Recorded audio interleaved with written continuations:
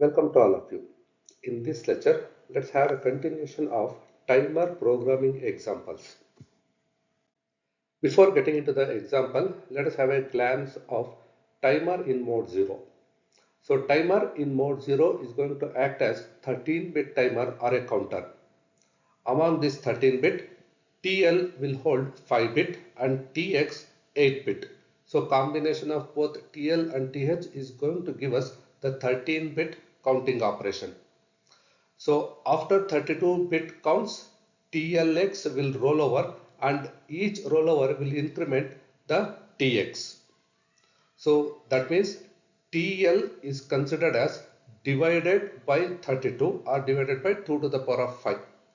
So total count value possible with this counter, that is 13-bit counter, is equal to 2 to the power of 13, that is equal to 8192, and that will be in the range 0 to 8191 in decimal.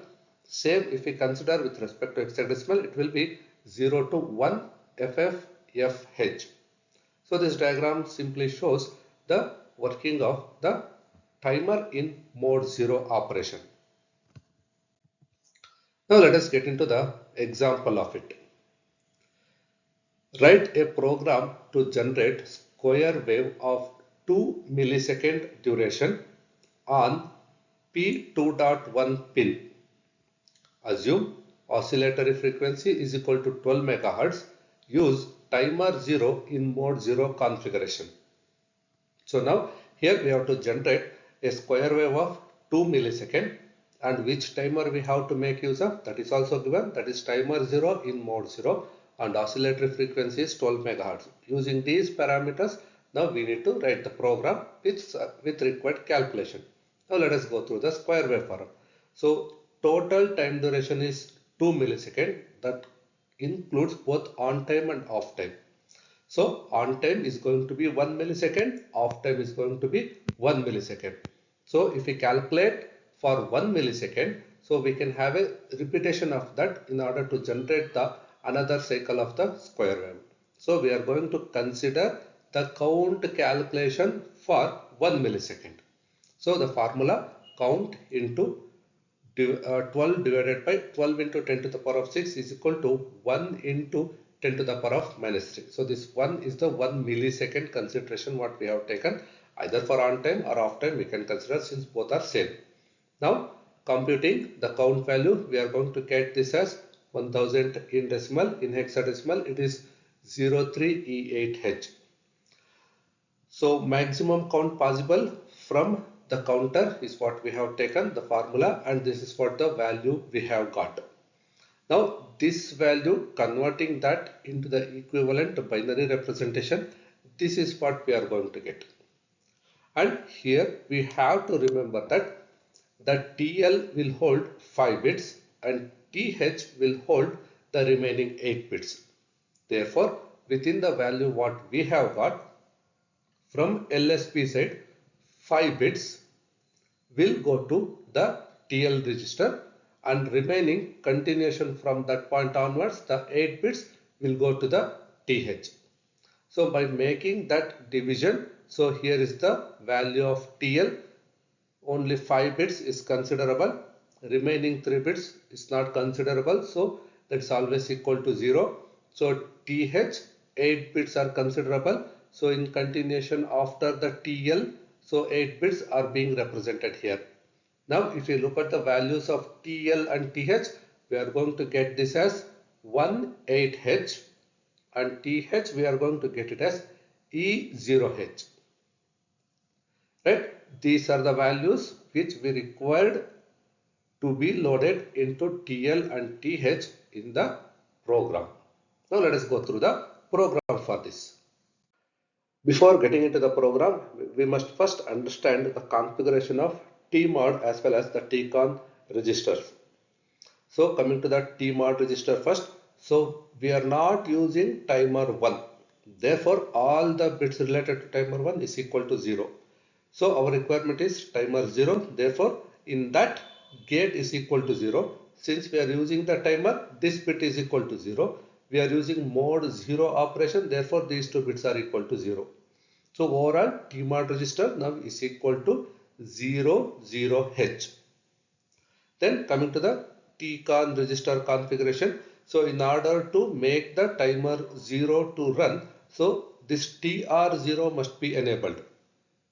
Therefore, this bit is equal to 1, except this all the bits are equal to 0. Therefore, the value of TCON register is equal to 10H. Right? So now let us get into the program. So within the program, we are going to consider that we are starting with the off time operation. Therefore, the first instruction we are clearing the port 2.1.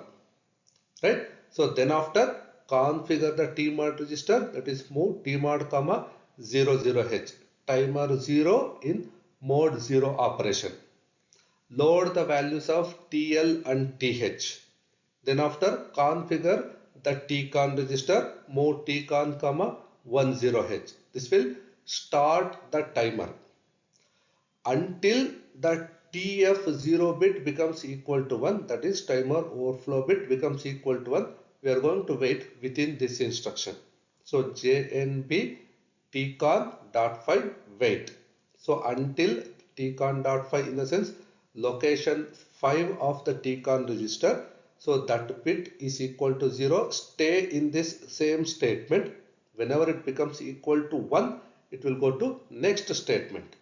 In the next statement, we are complementing the port. Complementing in the sense, so previously it was equal to 0. Now in the next cycle it will become equal to 1. Then after stop the timer operation. Then go back to the repeat label. So after in the repeat label, what we are doing?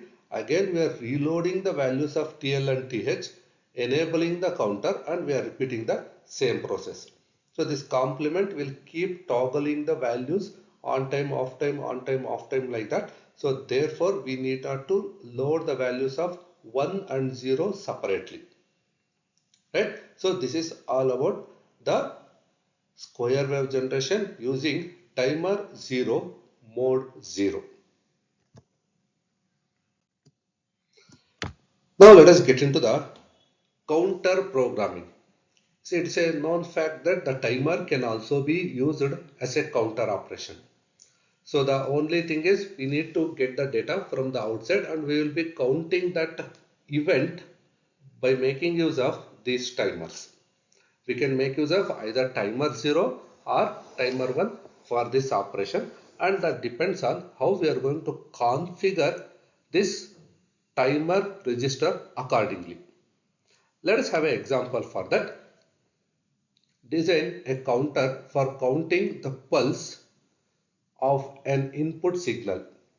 The pulse to be counted is fed to pin 3.4, external 22 MHz. Now let us get into the configuration of TMOD register first, because we must make a decision about which timer we need to make use of. Accordingly, we have to configure that one. So in this particular example, there is no specification about which timer we have to make use of. So we are going to have a consideration that let us consider timer 0 for this purpose. Therefore, all the values related to timer 1, we made it as 0. So within timer 0, we are considering mode 1 operation. Therefore, the gate signal is equal to 0. Then we are performing the counting operation. Therefore, this bit is equal to 1. Then mode 1 setting, the values are 0 and 1. Right? So now what is the value we are going to get? So for TMOD register, the value to be loaded is 05H. Right? Now let us get into the program. So move TMOD comma hash 05H, the required configuration for timer 0 to work in the counter mode is being initiated. Then after set bit P3.4. So we need to read the pulses from this port. So we are configuring the port 3.4 as an input port. Then after initialize the count values of TL and TH is equal to 0. In mode 1 operation, these are going to act like a 16-bit counter. We are utilizing the full capacity of TL and TH. Therefore, the values are set equal to 0. Now, set bit TR0. So, we are enabling this to perform the counting operation by configuring the TR bit of the TCON register. Then after, move A comma TL naught. Whatever the value we are going to read to the TL, that will be read to the accumulator, and we are sending that through port P2. Then TH naught to accumulator, we are sending that through port P1 to the external word. Short jump, repeat. So remember, here it is asked just to perform the counting operation, but not specified about sending that counting value to port P2 or P1. So this is just our consideration that, so we are sending that value through port P1 as well as port P2. So if you want, we can also store that value in any of the registers. So this is about the timer acting as a counter with a simple example. Thanks for joining.